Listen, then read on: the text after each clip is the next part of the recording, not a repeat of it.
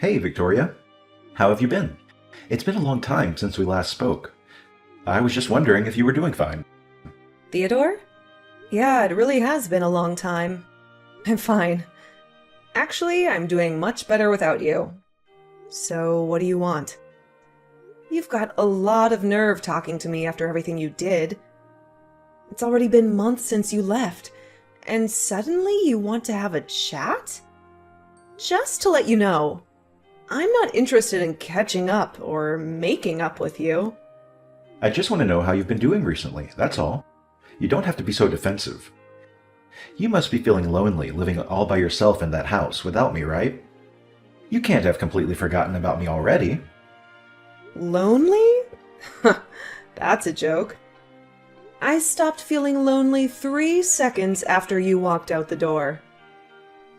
Honestly, I felt more angry and sad. But it's already been months. I'm not sad about you anymore. I'm disappointed and still angry enough to not want to have anything to do with you. But otherwise, I'm doing really well. I'm grateful to our lawyers that our divorce went so smoothly, and that it was all over so quickly. Thanks to that, I didn't have to meet you in court like I expected I would. All right, I'm kind of shocked. It was not as I expected. I thought that you would still feel something for me. I mean, it's only been 6 months, you know? You can't have gotten over me that quickly, can you? I kind of feel like we've really grown apart. I feel like there's a massive distance between us now. We used to be husband and wife, and we were in love. And we lived together and ate dinner together. But look at us now. We're so far apart. What's your point? Theodore, I told you that I'm not interested in talking to you. That includes getting nostalgic about how things used to be. What do you expect? I don't know where you're living right now, but of course, we're very far apart, physically and emotionally. We are divorced, and we're never going to see each other ever again. We are complete strangers now. You're no different to any stranger I pass on the street. The difference between you and a stranger is that I would rather have a conversation with any random person rather than speak with you. Victoria, don't be so cold. You don't have to be so harsh towards me. I used to be your husband. The keywords are used to be. Get it? That was until you won the lottery and suddenly started acting like you were better than me. Yeah, it was a lot of money. But I don't understand how you could have changed so much in just a matter of hours. You threw me away on the day you won the lottery, and you're telling me that I'm being cold? I don't have anything to say, and I have no intention of being kind to an idiot like you. Trust me, I feel really bad for what I did. I know I've been an idiot. That's why I messaged you today. I did something terrible, but I wish you could just talk to me. I'm really sorry I hurt your feelings. I thought about what I did since then, and I've reflected on my actions. I regret ever doing something so stupid and impulsive. I should have been more rational when we were talking about the winnings, and shouldn't have reacted like that. No, I should have listened to what you said more carefully. You were being so reasonable about what to do with the money. And I wrecked our marriage because I was so selfish. I regret all of that and more. The fact that you're saying that now means that you're in the situation I predicted you'd end up in all those months ago, right? I hate to rub it in, but I told you so. I can't believe it took you so long to realize how wrong you were. I could see it coming from a mile away. But I guess you just had to experience it firsthand. I know I was stupid, and I'm sorry. I finally realized that you warned me that this would happen for my sake. I was too blinded by the money to understand that you were only thinking of me. I wish I could go back in time and change everything, but I can't. I was so stupid, and I regret it all. Yeah, you were so stupid and horrible, too. I get that winning $3 million is a big deal. It's a lot of money. And it's not every day that such a large amount of money comes into your hand. I think anyone would panic and get big ideas about how they want to spend their newfound fortune. I was pretty shocked too, and I won't lie. I thought about all the amazing things we could buy, but the way you reacted was abnormal. Once you knew you had the winning ticket, nothing else mattered to you. You only cared about yourself and the money. I wasn't thinking straight. It was like I was in a dream state. I couldn't help myself. You know, I pitched this pretty reasonable plan for the cash windfall we hit, thinking we'd stash away a good chunk for our future and keep a bit for potential kiddos down the road. I wasn't eyeing your wallet. I definitely didn't talk about splurging it all on myself. But then you went off, yelling that it was your dough, and I couldn't touch a dime, insisting that it was for you to blow however you pleased. I never had any plans to grab a slice, but that's what you assumed. And then, like a poof of magic, you vanished, taking the money with you. You didn't even bother answering my texts until those divorce papers showed up.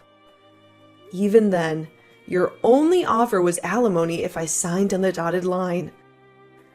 3 years of us went straight down the drain the second that cash rolled in, turning you into someone I didn't even recognize. I spent weeks mulling over what those 3 years meant to you, wondering if they meant anything at all. Eventually, I stopped dwelling on it, realizing I'd already blown 3 years and shouldn't waste any more time trying to figure you out. I know I was completely at fault, but it was $3 million. Neither of us had even had a tenth of that amount in our banks at one time. You can imagine why I went so crazy, can't you? Yeah, it's a lot of money, but that doesn't excuse your behavior. You ranted at me that my parents might come and beg you for the money because they're so poor, and that you couldn't trust anyone anymore. You were insulting me and my family with every word you said because you had all this money. You had this ridiculous idea that you were better than all of us. I never knew you could be so hurtful and obnoxious. And I was shocked that you could change so easily because of some money. I don't know what got into me. I don't really know why I said any of that. I didn't mean it. You know that, don't you? I regret everything I did and said after that. I wish I could take it all back. Really? It sounded like you meant it at the time. Don't try and run away from what you did. It's way too late for you to start begging me for forgiveness. I couldn't care any less about how guilty you feel. Your feeling bad isn't going to change anything. Anyway, what do you want? Let's get this over with. What are you talking about? There's a reason why you messaged me today, right? You didn't just message to apologize. No, really, I was genuinely concerned about you. I wanted to prove that I'd changed and felt remorse for my past actions. Plus, I admit I was a bit curious about what you did with the money I handed over during our divorce. Just wanted to know how you spent it, you know? Money? That's what piqued your interest? You're referring to the lump sum you coughed up instead of opting for regular alimony payments, right? Because you were keen on avoiding lifelong alimony, as I recall. Yeah, I handed you $200,000, didn't I? Sure did. What's it to you? What'd you do with it? It's my money, Theodore. What I did with it is my business. You didn't slap any conditions on it when the court settled the amount. Well, it was my money originally. I figure I have a right to know what happened to it, and maybe have a say in it, regardless of what the court decides. And if you've got any left, I was kinda hoping you could kick it back. You always were the smart one with money. Thought maybe you'd still be swimming in it. Hold on. You can't seriously be asking for it back? No way. I'm not parting with it. Yeah, it was yours when you had it. But once you handed it over as compensation, it became mine. Ever heard of the word compensate? I was entitled to alimony after you dropped the divorce bomb, but you weren't keen on that, and I didn't fancy a never-ending court drama. So, I took that lump sum, and I don't owe you a penny back. Sure, it was compensation, but I could afford to be generous at the time because I had a boatload of cash. But things are tight now, and I need some financial help. It'd be a lifesaver if you could toss it back my way.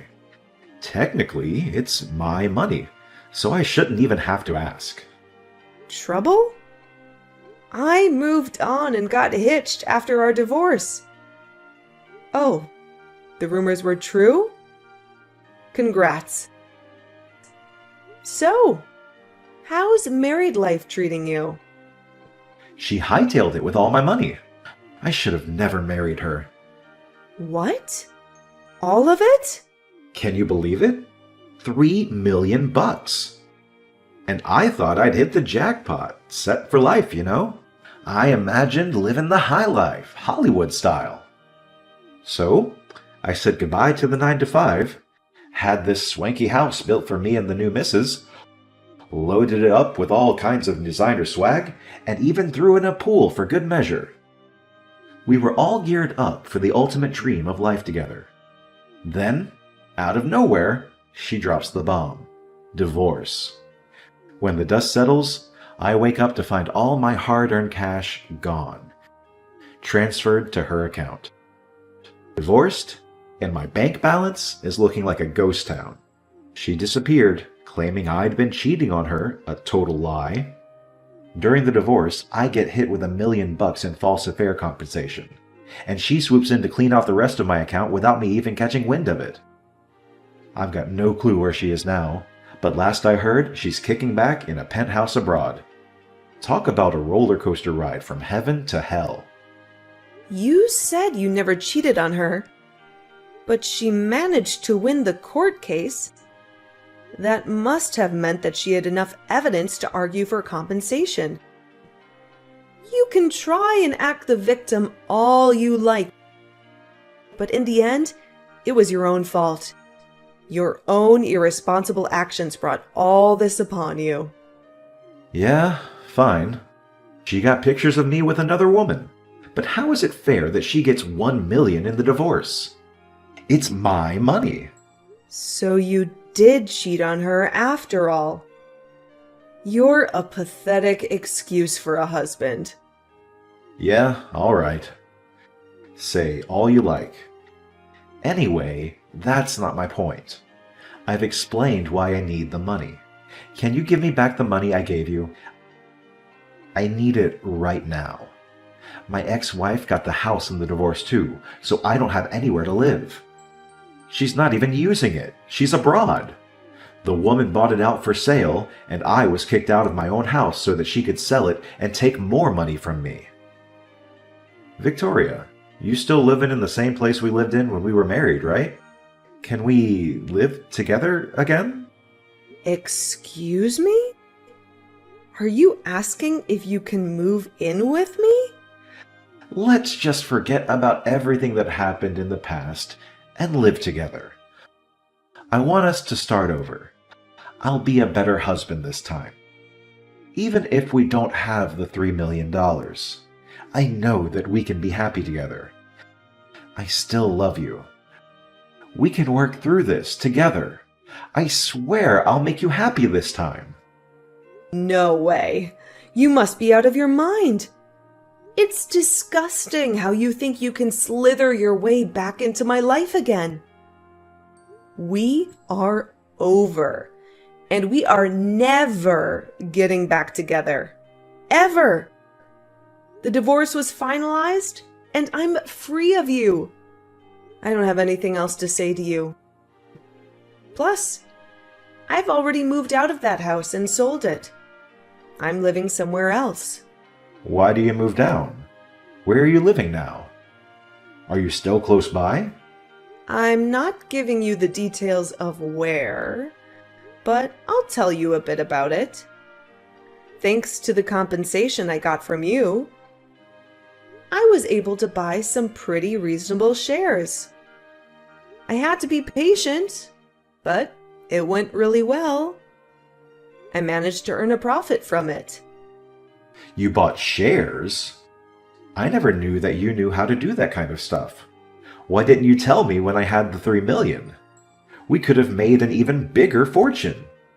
Come on, Theodore. Don't be naive. It was just a stroke of beginner's luck.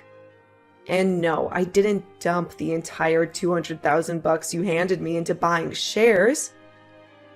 I put in a reasonable amount, caught a lucky break, and when the profits rolled in, I played it smart by squirreling away every dime in a savings account. Now, I'm working a 9-to-5 gig, using the money I've saved to indulge a bit. I opt for organic stuff, treat myself to things I love, and still have a nice safety net for any rainy days. Sure, it might not boast designer furniture like your place, but it's home. I quickly learned that impulse buying with a mountain of money is a recipe for disaster. So, I'm being selective about what I spend on. Only the necessities and things I truly want. Work's going great too, so everything's sailing smoothly. I wasn't kidding when I said I'm better off without you.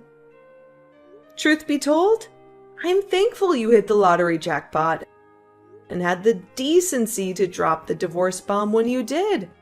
If not, I'd still be stuck with you. Wait, you're rocking a penthouse too? No way! I never thought you'd hit the success jackpot so quickly. It's only been 6 months since we split. But damn, that's the cash you're standing on. And my other exes, they're probably living large, all thanks to me. It's money we were rightfully owed. I can't say much about the cash she swiped from your account, except maybe it's just karma doing its thing. So, how much do you have saved up now? About $200. Seriously? You're turning 36 this year, right? No place to crash, no job, and just $200 saved? I feel sorry for you, but I know it's all your own doing. What's your game plan from here? Got kicked out of my own place last week. Job hunting's been a bust so far. I figured I could sell the house. But my other ex snagged it in the divorce. So I'm left with zilch to sell. Failed the job interview already, and I'm at a loss. So I decided to hit you up, hoping you could lend a hand. Are you insane? What about your parents? Why don't you ask them to let you stay with them while you find a place of your own and a job? Some idiots in my parents' neighborhood found out that I won $3 million and started harassing them. Most of it was really childish, throwing toilet paper around. But they were getting death threats in the mail and stuff too. Some magazines are asking for interviews nonstop. My parents ended up moving away, and they cut ties with me. I need your help, Victoria. I don't have anyone else. You're the idiot, Theodore. That's the reason why I warned you about bragging about your win to everyone. Just because you won 3 million doesn't make you better than everyone else. I told you that you shouldn't get carried away, didn't I? But you didn't listen. And you lost a lot of friends. And made a lot of enemies in the process. I know, I regret a lot of what I did. I regret not listening to you the most. Because none of this would have happened if I just did as you said. That's why I want to get back together again. I need you to keep me in check. Sorry, Theodore, but I'm not interested in being your babysitter. We're never getting back together. There's not even a 1% chance of it happening. Why not? I'm not asking you to be my babysitter. I want us to be husband and wife again. We didn't get divorced because we stopped loving each other. You still love me, don't you? We can get back together again. You must be joking. You're the only one that thinks that we still have a chance. I don't know whether you actually still have any feelings for me, or if you're just saying all this because you want money. But either way, it doesn't change how I feel about you. The second you said you wanted a divorce, I hated you from the bottom of my heart. You chose your money over me. You made that really clear during the divorce. Now, I'm indifferent. I couldn't care less about what happens to you. Don't say that. That hurts more than being told you hate me. Please, I'm begging you for help. Could you at least have some pity for me? I need your help. We used to be married, remember? We spent 3 years living in the same house. We can forget about everything and start a new life together. No thanks. You're the one who asked for a divorce, despite the 3 years we spent together. So don't bring it up as a reason to get back together. Then could you at least send me some money? That's all I asked for. You said you've got money saved up. You can spare some, can't you? You made that money because of the money I gave you. You owe me. Come on, I don't even have a place to live. I'm begging you, Victoria. Help me out. I don't have anyone else to turn to. I don't have any obligation to help you. You won $3 million, and you told me that you didn't trust me with your money, saying that I might waste it all on shopping sprees. Only God knows where you got the idea I would do that. You said you wanted to spend it how you liked, and demanded I sign the divorce papers. And you left, taking all your money with you. Well, I'm telling you now that I'm free to spend the money I have however I like, including the money I got as compensation. I don't have a single cent to give you. Then what am I supposed to do? The reason why you have so much money right now is because of the money I gave you. Don't you feel any gratitude towards me? You could at least give something back as thanks. It's not fair that you're living in a penthouse apartment and have money saved and still have a job. I don't have anything. How can I accept that? Why should I care whether you accept it or not? You were living in a house filled with designer items and lived the celebrity life for a few months, didn't you? I hear that your new wife was quite beautiful too. You didn't have to work and spent your days relaxing, sleeping, and eating, I guess. Do you remember what you told me when you left me? You said that you were rich and that you deserved better than a boring old woman like me, even though we're the same age. Even though you would be just as boring without money. You said that you were going to find someone younger and prettier. Someone who would suit your newfound fortune. Do you think I would forget that you said that? I don't remember saying anything like that at all. But hey, I'm sorry. I really am. I wasn't myself then.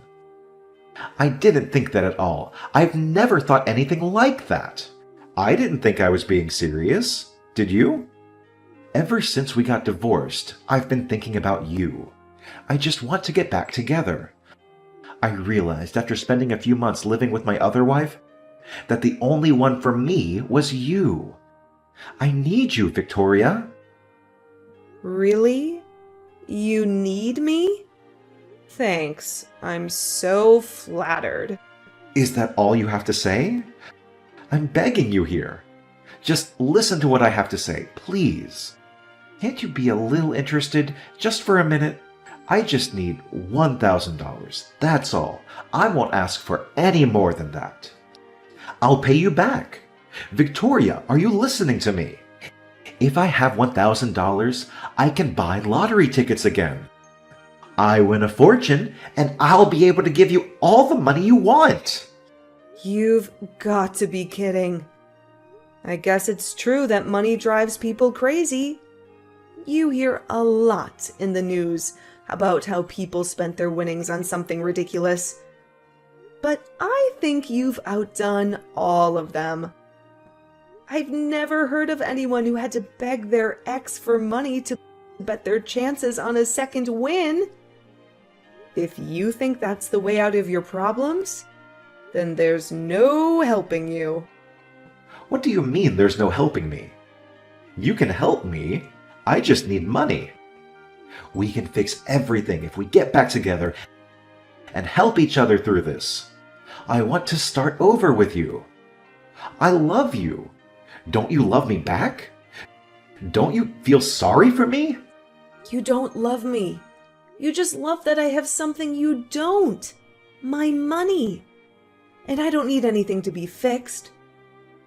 My life is great as it is now. It's not perfect yet, but you're not the one that will make it perfect. You need to learn how to fix your behavior and fix your problems yourself. Don't bother me anymore. I do love you. I only have you. Give me back my money. It's not yours.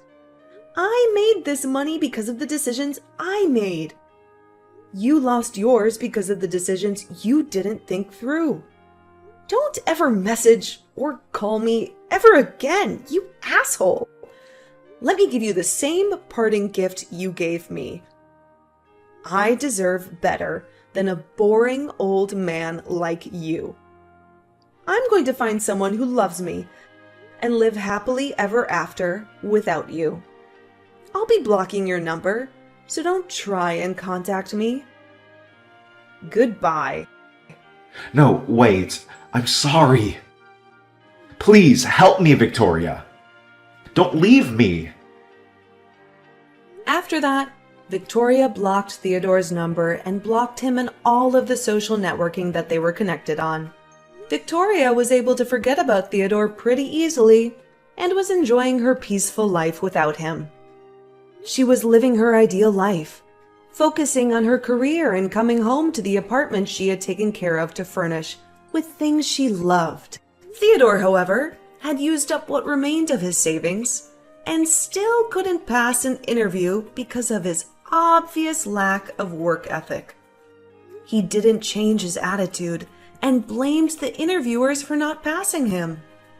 As a result, he started borrowing money from loan sharks. And with that money, he began gambling at his nearest casino. Of course, it wasn't that easy to make a fortune, and the gambling only made his debt bigger and bigger. He was digging his own grave, but he still didn't change his attitude. After realizing how big his debt had gotten, he became desperate. But instead of trying for another job interview, he tried to steal money from a convenience store and was caught by the police. Victoria found out about Theodore's arrest on the morning news, but was too indifferent to care. She only remarked that money really does drive people crazy, and went on about her day, as she usually would.